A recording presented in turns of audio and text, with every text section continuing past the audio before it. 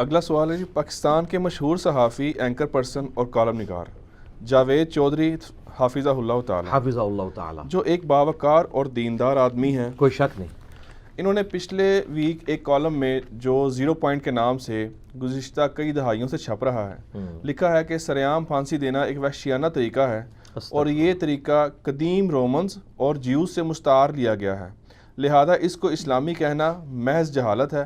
اسلام میں صرف پھانسی یا قتل کی سزا ہے، نہ کہ سرعام پھانسی یا قتل۔ حتیٰ کہ انہوں نے سعودیہ اور ایران کی بھی اس حوالے سے مخالفت کر دی ہے اور پاکستانی پارلیمنٹ کی قرارداد کے مخالفت کرنے والے گنتی کے چند وزراء کی تعریف بھی کر دی ہے۔ ہاں جی، بات یہ ہے کہ پہلی بات تو یہ کہ جاوید چودھری صاحب جو ہے نا ایک رسپیکٹیبل پرسنالٹی ہے، میں پاکستان کے جو چند ڈیسنٹ صحافیوں میں ان کو مانتا ہوں، جنہوں نے گالی گلوچ کے کلچر سے ہٹ کے یعنی ایک ڈیسنٹ طریقے سے ریلیجس پوائنٹ آف ویو سے معاملات کو ہینڈل کیا ہے۔ مجھے ان کے عقائد و نظریات سے سخت اختلاف ہے، وہ اختلاف اپنی جگہ، باقی ایک موٹیویشنل سپیکر بھی ہیں، وہ ایک ریلیجس پرسنالٹی بھی ہیں، اس میں کوئی شک نہیں ہے، اور ایک اچھے صحافی بھی ہیں اور اچھے اینکر بھی ہیں، اور یہ 0 پوائنٹ تو اب بکش فارم میں بھی آ چکا ہوا ہے اور ان کے پاکستان میں لاکھوں چاہنے والے ہیں، جن میں بھی شامل ہوں۔ یہ پچھلے دنوں جو ان کا کالم آیا، ہمارے بھائی تنویر بھائی ہیں میرپور سے، یہ بڑے ان کے فین ہیں، انہوں نے مجھے فون کیا کہ اس طرح کا ایک کالم لکھا ہے، میں نے ان کو کہا مجھے کالم بھیجیں، تو میں نے کالم خود بھی پڑھا ہے۔ واقعی پہلی بات یہ ہے کہ میں پہلے تو ان تنویر بھائی کی بات سے سمجھا کہ انہوں نے سزائے موت کی مخالفت کی ہے، انہوں نے اعلانیہ سزائے موت کی مخالفت کی ہے، سزائے موت اور پھانسی کو انہوں نے برا نہیں کہا، پہلی تو یہ کلیریفیکیشن ہو جائے تاکہ کوئی یہ نہ سمجھے کہ انہوں نے کیٹاگوریکل ڈینائی کیا۔ دوسرا ان کا یہ کہنا کہ جی یہ رومن سے یا جوز سے مستعار لی گئی ہے، اس لیے جو ہے وہ حرام ہے۔ رومنز اور جوز کے ساتھ ایون ہندوؤں کے ساتھ بھی ہماری کوئی چیز میچ کر جائے تو یہ اس چیز کا ثبوت نہیں ہے کہ وہ حرام ہے۔ آپ دیکھیں ہندوؤں کے اندر بھی سر کے بال منڈانا ایک عبادت سمجھی جاتی ہے، جس طرح ہم عمرے کے بعد سر کے بال منڈاتے ہیں۔ ہمارے لیے زمزم متبرک ہے، ان کے لیے گنگا میں نہانا متبرک ہے، کسی حد تک ریزیمبلنس تو پائی جاتی ہے نا۔ حجر اسود کی ہم عزت کرتے ہیں، گو سے پوجتے نہیں ہیں، اس لیول کی چیز نہیں ہے وہ جس طرح وہ خدا کا مجسمہ بنا کے بیٹھتے ہیں، لیکن ایک پتھر کی عزت تو ہے نا، اس میں تو کوئی شک نہیں ہے۔ حتیٰ کہ بخاری مسلم میں حدیث ہے، سیدنا عمر کہتے ہیں اے حجر اسود تو ایک پتھر ہی ہے، نہ کسی کو نفع دے سکتا ہے نہ نقصان، اگر میں اپنے نبی علیہ السلام کو نہ دیکھتا کہ تجھے چوم رہے ہیں میں کبھی چومتا بھی نہ۔ اس سے انہوں نے امت کو یہ عقیدہ دیا کہ یعنی پتھر نفع نقصان کا مالک نہیں ہے، اس کو سنت طریقے پہ اس کو لے کے چلنا ہے۔ وہ تو ترمذی میں حدیث ہے، جنت سے یاقوت ہے جو اترا تھا، پھر وقت کے ساتھ ساتھ لوگوں کے گناہوں کی نحوست کی وجہ سے یہ کالا ہو گیا، اور یہ جنتی پتھر ہے، اسی لیے نبی علیہ السلام نے اسے چوما ہے، اس دنیا کا پتھر نہیں ہے۔ اور قیامت والے دن اللہ تعالیٰ اسے آنکھیں بھی دے گا، زبان بھی دے گا، یہ لوگوں کے ایمان کی گواہی بھی دے گا، ٹھیک ہے۔ اس اعتبار سے یعنی اس کو چومنا بینیفیشری ہے، لیکن اس کو چومنے کے لیے مرد و عورت کا اختلاط ہو جانا کہ ایک دوسرے پہ چڑھ دوڑیں، وہ حرام ہے۔ آپ استلام بھی دور سے کر لیں تو اللہ کے نبی علیہ السلام نے بخاری مسلم میں حدیث موجود ہے، اس کو بھی سنت کے طور پہ چھوڑا ہے۔ کوئی چومے نہ بھی، صرف دور سے یوں استلام کر لے، وہ بھی چومنے کے حکم میں داخل ہے، اور حجر اسود اس کے بھی ایمان کی گواہی دے گا، فزیکلی چومنا ضروری نہیں ہے انشاءاللہ تعالی۔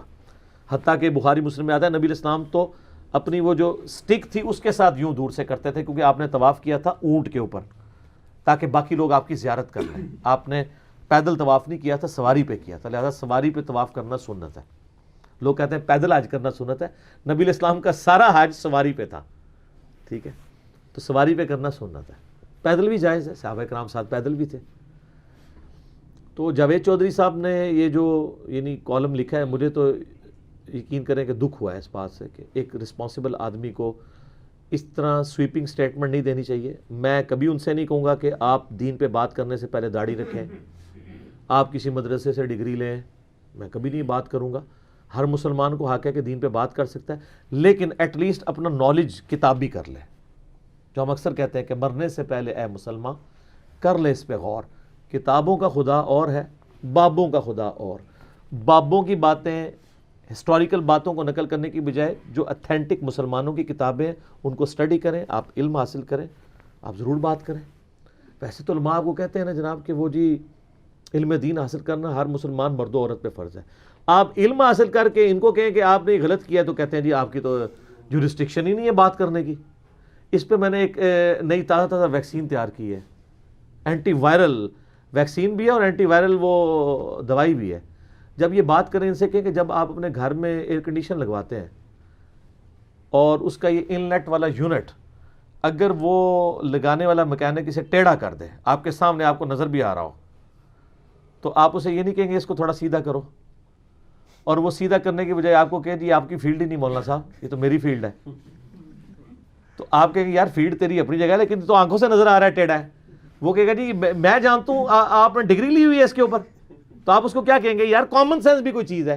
تو سر یہی بات ہم مولویوں سے بھی کرتے ہیں کہ یار یہ کتابیں مسلمانوں کی کتابیں ہیں, ان میں نماز کا طریقہ ایک طریقے سے بخاری مسلم میں لکھا ہوا ہے, آپ اس کو فالو نہیں کر رہے, آپ کہہ رہے ہیں ہم نے ڈگری لی ہوئی ہے.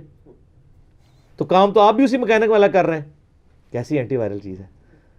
ہر جگہ لچ تلتا ہے ہر بندہ جدھر تھوڑا سا بھی نالج ہو, لیکن دین کے اوپر بات کرنے لگے تو کہتے ہیں نہیں پہلے ڈگری لے کے آئے. تو ڈگری والوں کا تو آپ کو حال اس پلیٹ فارم سے پتہ چل چکا ہے کتنا ان بیچاروں کو نالج ہے. تو یہ بھی ہم جاوید چودھری صاحب سے نہیں کہیں گے, لیکن ہم کہیں گے کہ آپ کے اس پورے کالم میں نہ کوئی آیت تھی, نہ کوئی حدیث تھی, نہ کوئی کسی صحابی کا قول تھا کہ ہم آپ کی بات کو مان لیتے. آپ نے ایک, میں یہ کہہ سکتا ہوں یہ آپ کی ذاتی رائے جو آپ نے لکھ دی ہے. اور اگر آپ ریزیمنس کی بات کرتے ہیں تو گنگا پہ جا کے ہندو نہاتے ہیں, کل کو آپ کہیں گے یہ زمزم بھی متورک نہیں ہونا چاہیے. اس طرح تو ریزیمنس نہیں بنتی ہے. تو پہلی چیز تو یہ مجھے خوشی ہوئی کہ انہوں نے سزائے موت کو غلط نہیں کہا اور کہا پھانسی ضرور دیں, کیونکہ ہمیں یہ بھی خطرہ لگا رہتا ہے. یورپ کے اندر, امریکہ کے اندر آپ کو پتا ہے سزائے موت کے اوپر انہوں نے پابندی لگا کے اس کو عمر قید میں کنورٹ کر دیا اور کہتے ہیں یہ وحشیانہ سزا ہے. اور اسی کے دیکھا دیکھی یہاں پہ بھی جو لوگ بول رہے ہیں وہ کہہ رہے ہیں وحشیانہ سزا ہے. یہ تو جب ہمیں دہشت گردی سے گزرنا پڑا تو پھر ہمیں فوجی عدالتیں بنا کے دہشت گردوں کو پھانسیاں دینی پڑیں, پھر ہمیں سمجھ آیا کہ اسلام کی حکمت کیا ہے. یہ سزائے موت تو ڈیٹرنس ہے. تو آپ دیکھ لیں سر کس طرح دہشت گردی نیچے آئی ہے ضرب عضب اور عدل الفساد کے بعد, اور اس میں بھی ان کے لیے اوپن لائسنس نہیں ہے. فوجی عدالتوں میں اگر کوئی غلط ڈیسیژن ہوا ہے تو سپریم کورٹ اور ہائی کورٹ میں چیلنج ہو جاتا ہے. درجنوں سزائیں سپریم کورٹ نے سسپینڈ کی ہیں فوجی عدالتوں کی, شواہد نہ کافی ہونے کی وجہ سے. یعنی بڑی ذمہ داری کے ساتھ پاکستان کی عدلیہ قتل کے مقدمے میں تو میں آپ کو وثوق سے کہتا ہوں کہ یعنی عدالتی نظام باقی جگہ کمزوری کا شکار ضرور ہے, لیکن اس اعتبار سے کسی کو پھانسی چڑھنے نہیں دیتے, آخری درجے تک کوشش کرتے ہیں کہ وہ بچ جائے, الا یہ کہ بہت سالڈ اس طرح کے معاملات ہوں. تو انہوں نے پھانسی کی سزا بھی تو بحال کی ہے نا, اس کے نتائج بھی دیکھ لیے. تو سر اسلام نے یہی تو بتایا تھا کہ ڈیٹرنس ہونی چاہیے. پھانسی کی سزا کی ایک ڈیٹرنس ہے. اب ڈیٹرنس ایک تو ہے سن سنا کے, کہتے ہیں نا آپ کتاب پڑھیں نا تو آپ پہ وہ 10% اثر چھوڑتی ہے, اور اگر بات سنیں نا تو 20%, اور اگر آپ وہ دیکھ لیں فزیکل ویڈیو میں تو 50%.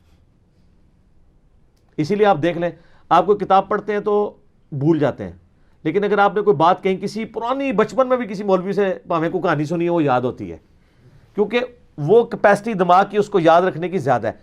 تحریر کی 10% ہے اور سننے کی 20% ہے اور دیکھنے کی 50% ہے جو ہم کام کر رہے ہیں. یہ ہائیسٹ ہے. اس سے بڑھ کے یہ ہو سکتا ہے کہ آپ آ کے صحبت میں بیٹھ جائیں. یہاں جو لوگ آتے ہیں وہ کہتے ہیں سر ادھر تو مجلس اسٹینڈ کرنے کا مزہ ہی کچھ ہو رہا ہے, کیونکہ وہ 50 میں بھی آگے جا رہی ہے نا, بات 90 تک چلی جاتی ہے, بعض لوگوں کی 100 بھی چلی جاتی ہے. ٹھیک ہے نا, کیونکہ فزیکلی آپ, اور سر یہی ایج صحابہ کرام کو حاصل تھا اہل بیت کو کہ نبی علیہ السلام کی صحبت ملی ہوئی تھی, لہٰذا کوئی ان کے برابر پہنچ نہیں سکتا. ٹھیک ہو گیا.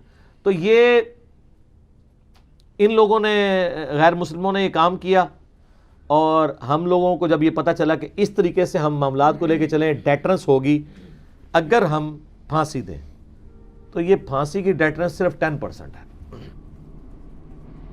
کیونکہ یہ تو آپ اخبار میں پڑھتے ہیں اتنے دہشت گردوں کو سزائے موت دے دی گئی, اتنے قاتلوں کو ٹانگ دیا گیا.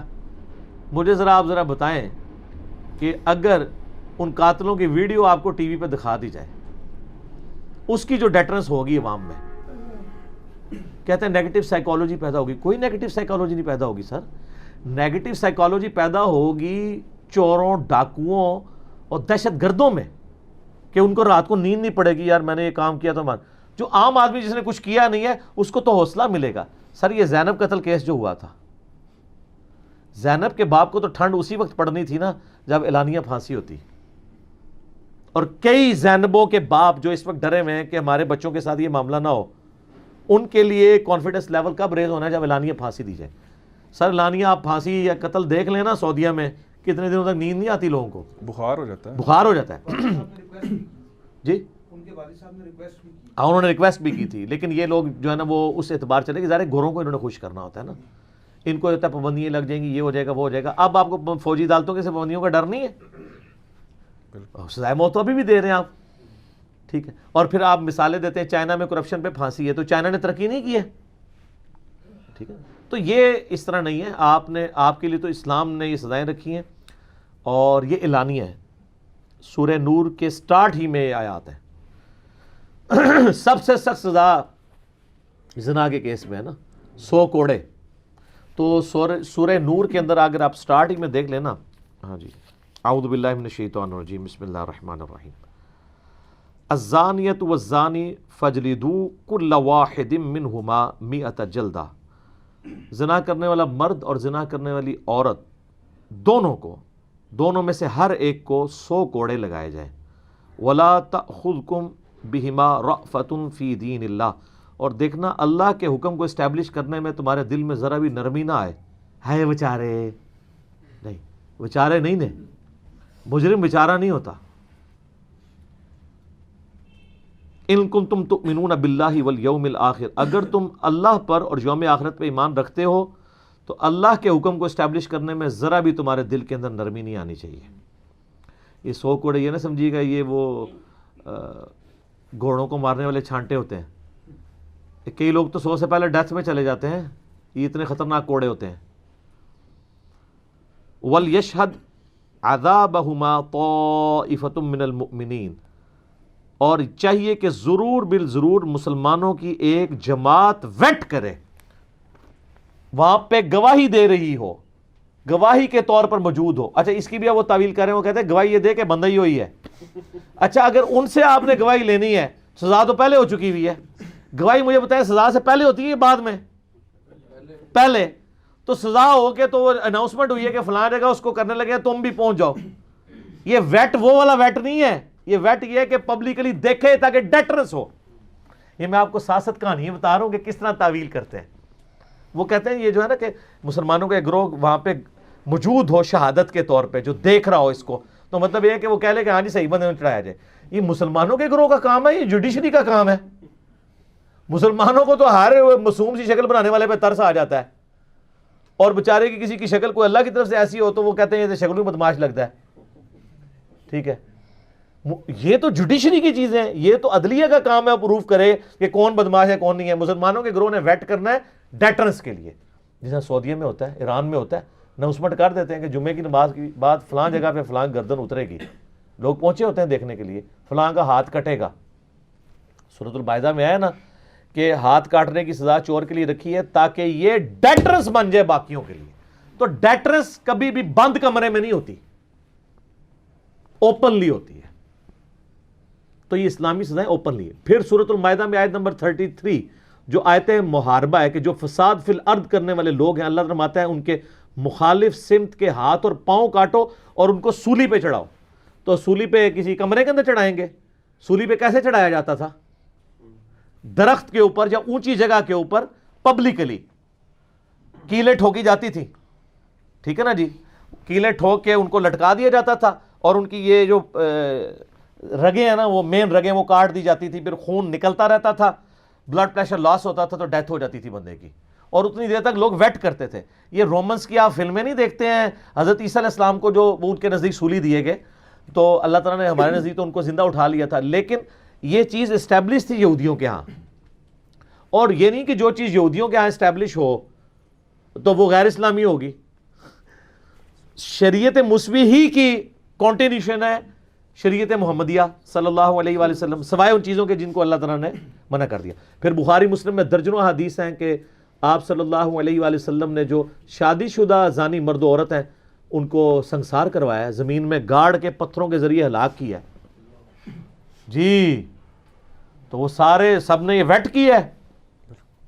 تو یہ بڑی جرت ہے, چونکہ یہ لا علمی میں ان سے ہوا ہے.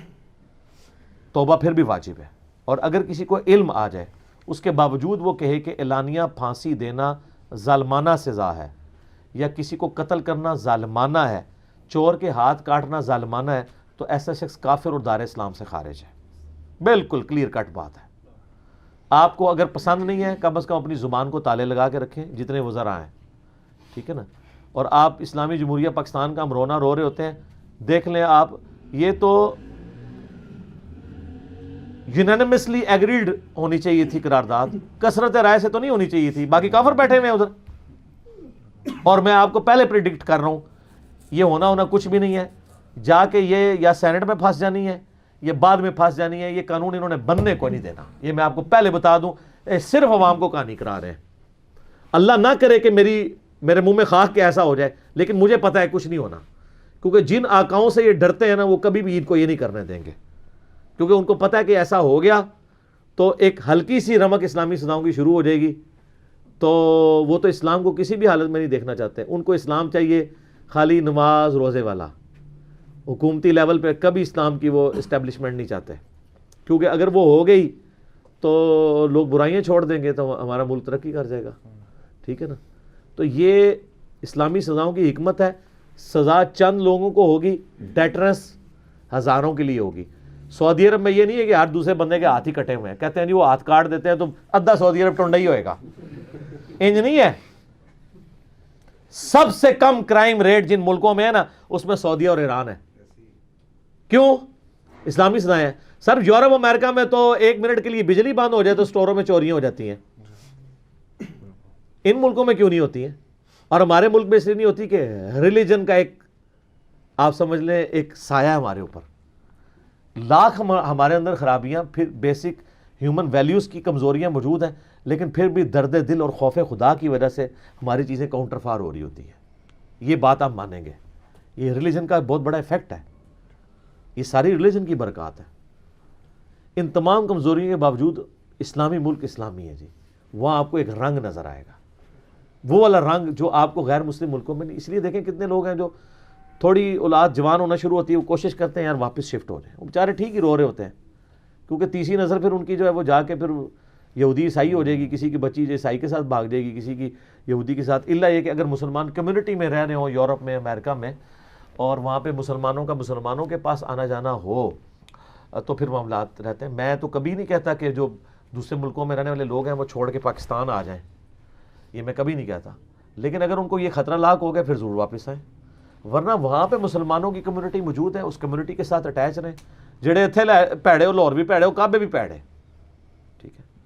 کئی معاملات میں ان ملکوں میں آپ کو اسلام پریکٹس کرنا آسان ہو جاتا ہے.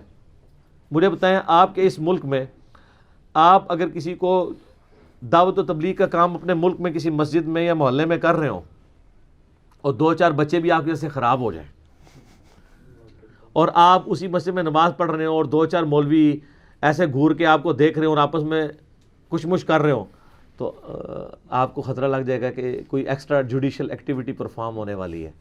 لیکن واللہ یہ سارے مولوی جمع ہو کے بھی یورپ اور امریکہ میں بیٹھ کے میٹنگ بھی کریں آپ کو ڈر نہیں لگے گا, کیونکہ ان کی جرت نہیں چسک جائیں. یہ سارے عاشقان رسول ادھر ہی پیدا ہوتے ہیں, یہ وہاں نہیں پیدا ہوتے. اس کی وجہ یہ ہے کہ ان کو 2 منٹ میں پڑھ کے فارغ کر دیں گے. ان کو پتہ ہے کہ وہاں پہ ہمیں پکڑا جائے گا. یہاں پہ پتہ ہے کہ ہم یہ کریں گے ہمارا مزار بن جائے گا, ہمارے بچوں کی نسلیں سنور جائیں گی.